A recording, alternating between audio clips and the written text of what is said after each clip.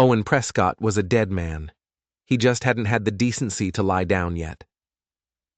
The year was 1887, and his world was a kingdom of dust and silence, ruled by the ghost of a woman named Mary. At 60 years old, Owen was a mountain of a man, a walking testament to grief. His heart hammered a protest with every step, and the town of Redemption Gulch, 10 miles away, might as well have been on the moon. He didn't live. He existed. A slow, quiet decay of the soul. He was just waiting for the land to claim him, same as it claimed his wife 20 winters ago, and he figured that was all he deserved. Then came the arrangement. It happened on one of his rare trips to the trading post. The Lakota were starving. A bad winter, a summer drought, and government rations that were nothing but weevilled flour and poison pork. Desperation drives good men to do impossible things. An elder named Chaitan approached him. His face was a roadmap of dignity and hardship. This wasn't begging. This was a grim treaty. He spoke of his granddaughter, Winona, 18 years old, strong, a hard worker. She could keep a home, cook, mend, and she was of childbearing age. The words were stark, cold, a trade, her future, for a dozen head of cattle and enough supplies to see his people through the winter. A wife. The word was a joke, a relic from another man's life. But deep in the hollowed-out cavern of his chest, a profound, aching loneliness stirred. He looked at the empty land, thought of the empty house, and heard the crushing silence that waited for him. He agreed. Winona arrived a week later. She stood before his porch, a small, straight figure wrapped in a trade blanket, holding all her worldly possessions in a single rawhide bundle. She wasn't just beautiful. She had a stillness about her, a gravity that felt ancient. Her eyes were dark and deep, and in them 2 fires burned. One was fierce intelligence, the other was pure terror. She didn't look at him. She looked past him, at the horizon she was now chained to. Her presence was a stone dropped into the stagnant pond of his life. The silence in the house was no longer empty. It was charged with her fear and his shame. He was a 60-year-old broken man who had just bought an 18-year-old girl like livestock. He motioned her inside with a clumsy jerk of his head. The door closed behind them, shutting out the world. The air in the house changed instantly. It was no longer a tomb for his memories. It was now a cage for her future. The first days were an exercise in moving around each other without touching, without speaking. They were 2 planets locked in a miserable orbit. He was hyper-aware of her every move, the soft scuff of her moccasins, the quiet way she handled the pots in the kitchen he'd let rust. He showed her the well, the woodpile, the smokehouse with grunts and points. His voice was a rusty hinge. "Stove draws from the left," he'd said once. "We eat when the sun is high." She, in turn, was a ghost of efficiency.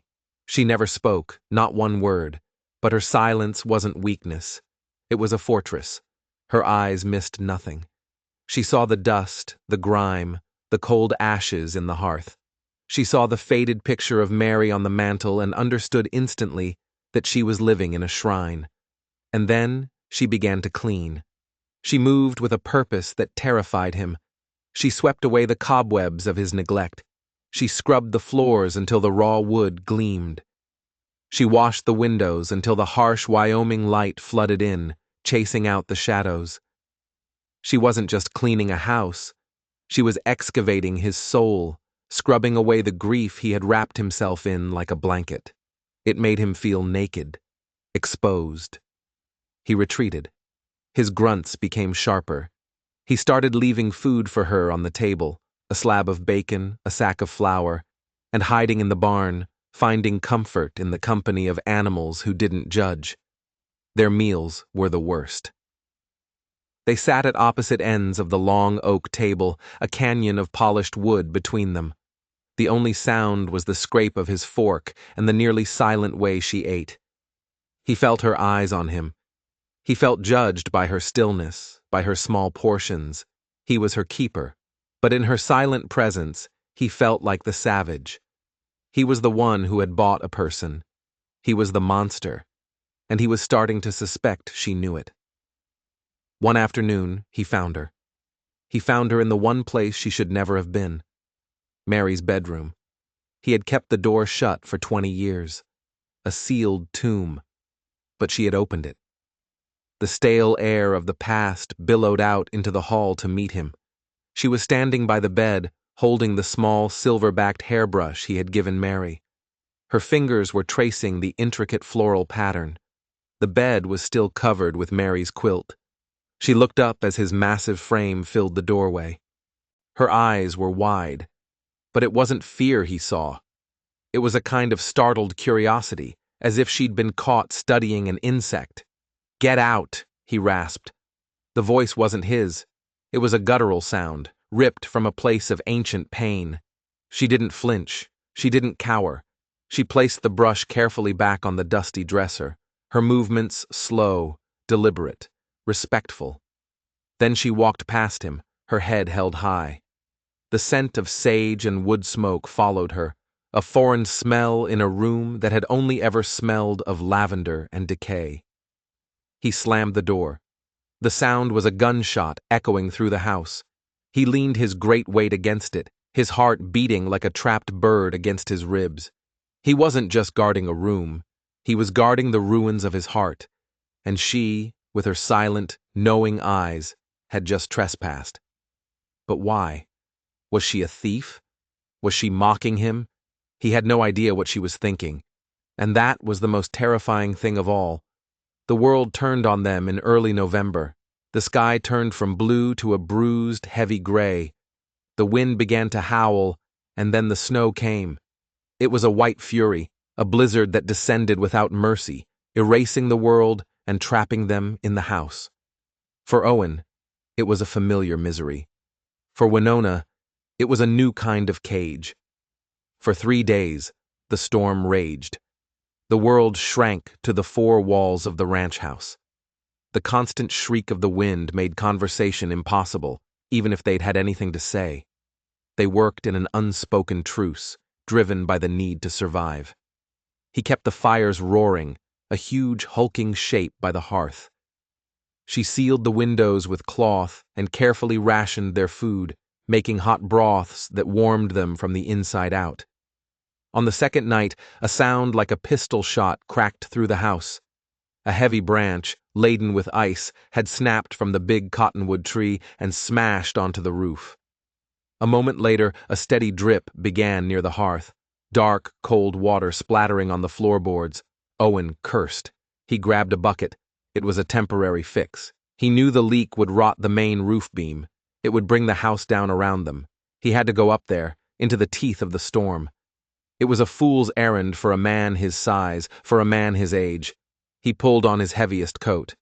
As he reached for the door, a small hand touched his arm. He froze. It was the first time she had ever willingly touched him.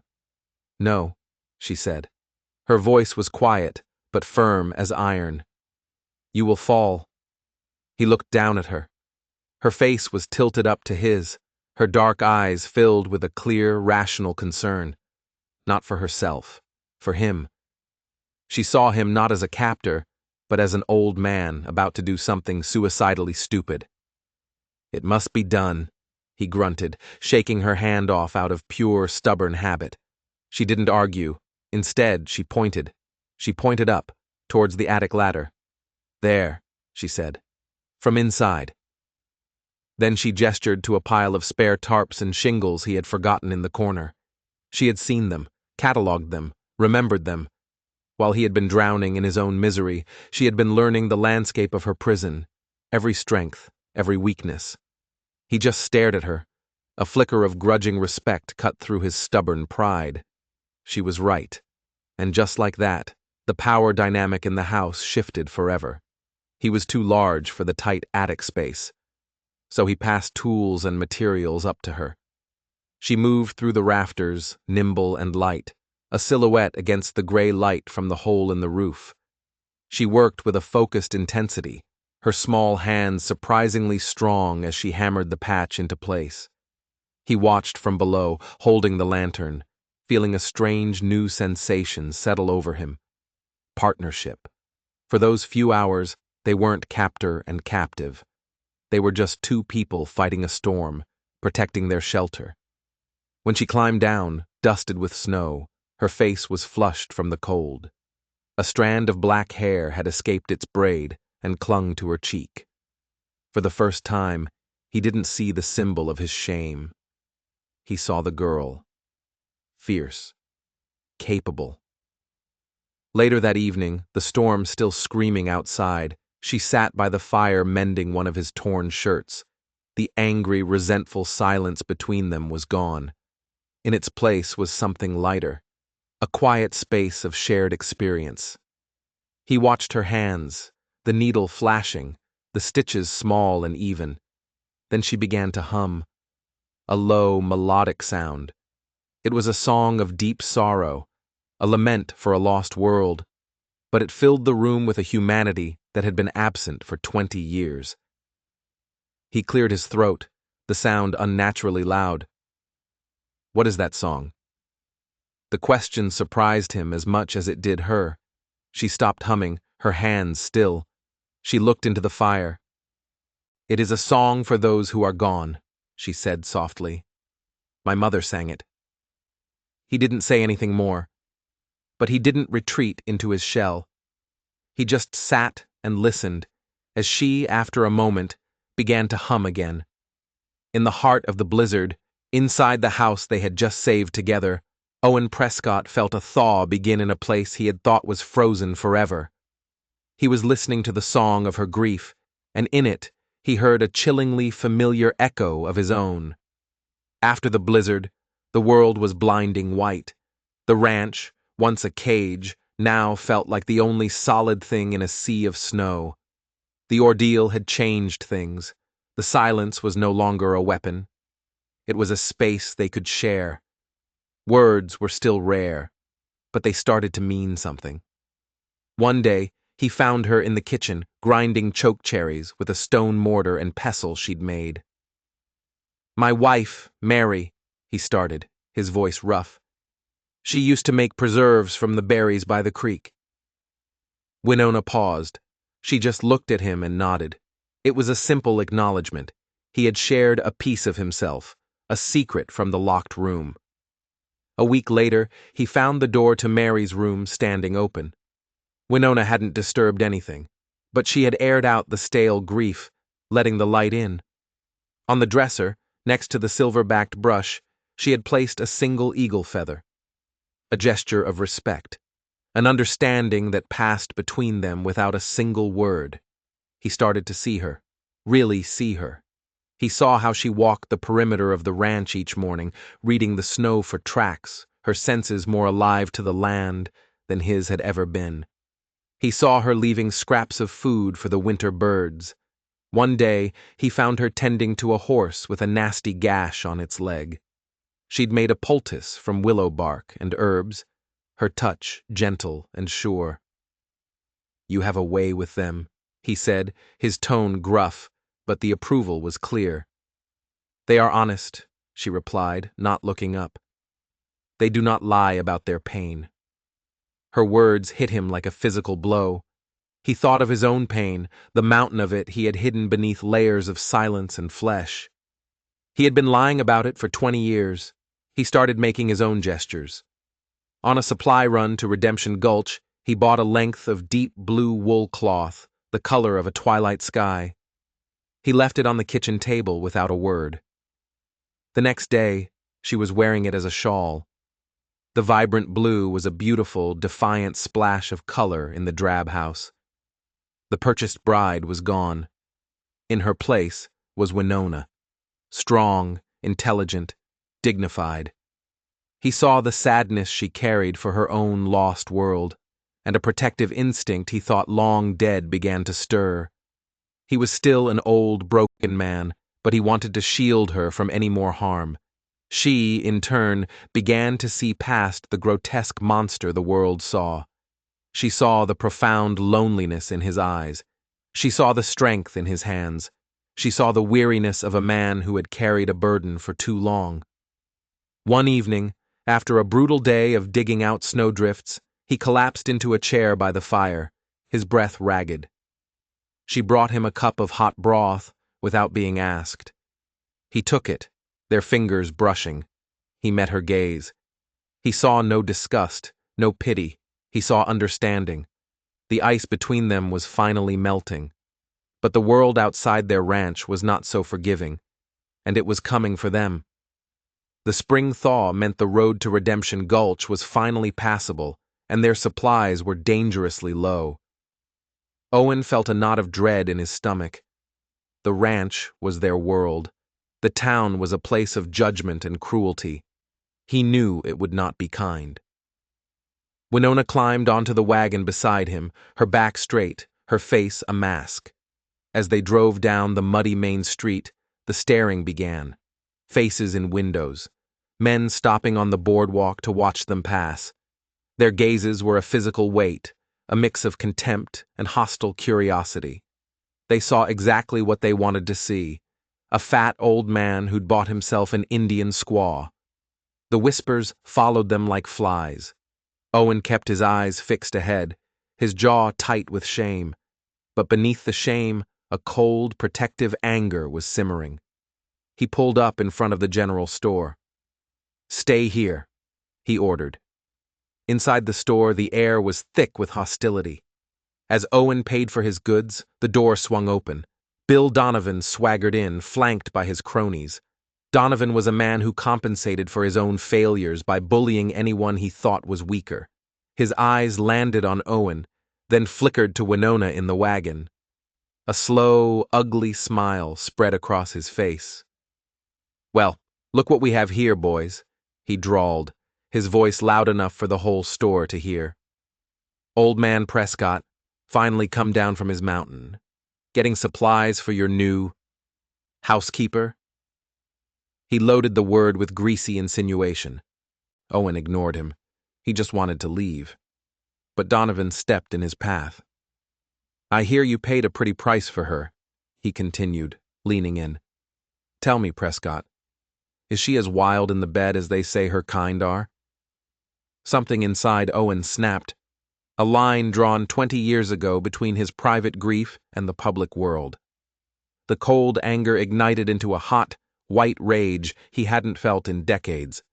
He dropped the sacks of flour. His movement was shockingly fast for a man his size. He grabbed the front of Donovan's shirt, his huge hand bunching the fabric, and slammed him back against a stack of barrels. Jars rattled on the shelves. The room fell silent. "You will not speak of her," Owen snarled, his voice a low, dangerous growl. His face was inches from Donovan's, his eyes blazing with a fire the town had never seen. "You will not look at her. You will not even think her name. Do you understand me?" Donovan, his face pale with shock and fear, could only manage a choked nod. Owen held him there a moment longer, then shoved him away. Donovan stumbled back, his bravado shattered. Owen picked up his supplies and walked out, leaving a stunned room behind him. He loaded the wagon, his hands trembling. He climbed back onto the seat beside Winona. She had seen everything through the store window. Her face was still a mask, but her eyes were fixed on him, and in their dark depths, something new had kindled. She had seen him defend her, not just her presence, her honor. The ride back was quiet, but the silence had transformed again. It was no longer fragile. It was solid, forged in the fire of that confrontation. Donovan's hatred was meant to humiliate and divide them. Instead, it had bound them together. Bill Donovan was not a man who accepted humiliation. Owen's rage had lit a fire in him, and in the weeks that followed, a poison seeped through Redemption Gulch. Donovan spread vicious stories. He painted Owen as a lecherous old fool, and Winona as a cunning savage who had him bewitched. The whispers turned darker, uglier. Then the threat became real. One morning, Owen found the gate to his pasture thrown open, his cattle scattered for miles. It took him 2 brutal days to round them up. Another time, he found the word squaw painted in crude yellow letters on his barn. He scrubbed it off before Winona could see it, his heart pounding with a cold, slow fury. Donovan was a coward, striking from the shadows, trying to break him. The attacks forced them into an even tighter alliance. They became more watchful, more reliant on each other. Owen started carrying his Winchester everywhere. Winona's quiet observation sharpened. She became his eyes and ears. She noticed things he missed, a broken twig on a trail, the nervous silence of the birds that meant someone was close. One evening, as he cleaned his rifle by the fire, she spoke. "He will not stop," she said. It wasn't a question. "I know," Owen replied. "He wants to hurt you," she said, her voice flat. "He wants to take me." He stopped his work and met her gaze. The firelight flickered on the determined set of her jaw. "I will not let that happen," he said, and the conviction in his own voice surprised him. The apathy of 20 years had been burned away. In its place was a singular, fierce purpose: to protect this woman, to defend the home they were building. This ranch was no longer a place for him to die. It was a place for them to live, and he would fight for it. The stakes had been raised from pride to life and death. The coming storm was no longer made of wind and snow, it was made of lead. The attack came on a moonless night. The air was thick, heavy with a brewing storm. Owen had felt it coming all day, a prickling on his skin. The first sign was the frantic barking of the dog, cut short by a sickening yelp. Silence descended, heavier and more menacing than before. Owen grabbed his Winchester and blew out the lantern, plunging the room into the flickering firelight. "Stay away from the windows," he ordered. Winona needed no instruction. She moved like a shadow, not to cower, but to the fireplace. She picked up the heavy iron poker, its weight solid and deadly in her hands. Her eyes met Owen's across the room. A grim understanding passed between them. They would face this together. A voice called from the darkness, thick with whiskey. "Prescott, we know you're in there. Send out your little pet, and we might let you live." It was Donovan, with friends. "You're on my land, Donovan," Owen roared back. "Leave now or be carried off it." A shot rang out, splintering the doorframe. Talk was over. Owen raised his rifle, sighted on a shadow near the barn, and fired. A cry of pain ripped through the night. He'd hit one of them. What happened next was chaos. Another shot shattered a window. While Owen reloaded, keeping the men pinned down, Winona acted. She slipped out the back door, melting into the kitchen garden with a speed and silence that was breathtaking. She knew every dip and shadow of this land. She was not a damsel waiting for rescue. She was a warrior defending her home. Owen saw movement. Donovan was trying to circle around to the back. He opened his mouth to yell a warning, but a scream tore through the night, a scream not of pain, but of pure shock. He peered out. One of Donovan's men was staggering backward, clutching a bleeding gash on his face. From the shadows of the woodpile, Winona emerged, the iron poker held like a club. She had created the diversion he needed. Donovan, enraged, turned on her. He raised his pistol. Owen's heart stopped. He had a clear shot, but Donovan was between him and Winona. In that split second, Owen did the only thing he could. He abandoned the safety of the house. He burst through the front door like an enraged bear, roaring Donovan's name. His massive form was a terrifying sight. The sheer audacity of his charge startled Donovan, who hesitated for a fatal second. It was all the time Owen needed. He didn't fire. He closed the distance and brought the heavy stock of his Winchester down in a brutal arc. There was a sickening crack of bone. The pistol clattered to the dirt. Donovan howled, clutching his shattered wrist. The fight was over. The other man had already fled. Donovan, cradling his ruined arm, glared at Owen with pure hatred before he, too, stumbled off into the night. Silence fell, broken only by their own ragged breathing. Owen stood over the dropped pistol, his chest heaving. Winona came to his side, the poker still in her hand. They stood in the dirty yard, surrounded by splintered wood and shattered glass. The violence had stripped away everything but the essential truth. He had fought for her. She had fought for him. They had defended their home, together. As the first drops of rain began to fall, Owen finally looked at her. He saw her fierce strength, her courage, and she looked at him, this great, broken mountain of a man who had charged into gunfire to protect her. In that moment, the last wall between them crumbled to dust. They went back inside. The house was a wreck, but it was safe. It was theirs.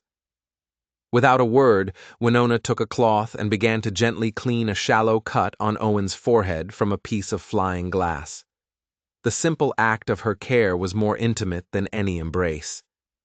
As she worked, he reached up and touched her cheek, his calloused thumb brushing away a smudge of dirt. "Mary," he said, his voice quiet and hoarse. "She died in this house. After she was gone, the light went out. I thought it would be dark forever." He looked around the ruined room, then back at her. "You brought the light back, Winona."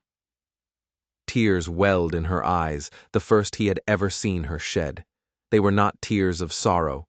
They were tears of release. "My name," she said, her voice barely a whisper, "is not Winona. It is Wee Wee. It means dancing girl. My mother gave it to me. She had shared her true self with him, the name from the life she had lost." "Wee Wee," he repeated, the name a soft prayer. "It's beautiful." He looked at this dancing girl, who had faced down terror with an iron poker and a spirit of steel. He saw the resilience that had carried her through unimaginable loss. He saw the quiet grace with which she had breathed life back into his dead house and his dead heart. And he felt a surge of emotion so powerful it almost brought him to his knees. It was not the memory of a love he had lost. It was the overwhelming presence of a new one, a love born of hardship and respect, quiet and deep as a river. Life on the ranch found a new rhythm. The broken window was replaced, the splintered door mended. The physical scars faded, but the bond forged in violence was permanent. The silence in the house was now a comfortable blanket, filled with the easy companionship of two people who understood each other completely. Owen began to change. The great weight of his grief and of his body began to shrink. He started talking about the future, about which fields to plant in the spring. Wee Wee made the place her own. She planted a garden, coaxing green shoots from the stubborn soil. She filled the house with the scent of burning sage and the soft cadence of her songs. Their marriage, once a grim contract of shame, had been reforged into a genuine partnership, a sanctuary. Months later, they sat on the porch as the sun bled across the western sky. The land, once empty and hostile, now held a quiet beauty. He looked at Wee Wee, no longer the purchased girl, but a strong, confident woman who was his partner in every sense of the word. And he was no longer the town spectacle, the broken man waiting to die. He was a man who had found a reason to live, who had found a profound and unexpected love in the last chapter of his life. She turned and met his gaze, a soft smile on her lips. No words were needed. In the quiet space between them, a whole world existed. A world of shared struggle, of unexpected kindness, of deep, abiding affection. They were two broken souls thrown together by a cruel world. But in their shared isolation, they had found more than survival. They had found redemption. They had found home. If you were moved by Owen and Wee Wee's story of redemption, hit that like button and don't forget to subscribe for more tales from the forgotten corners of history.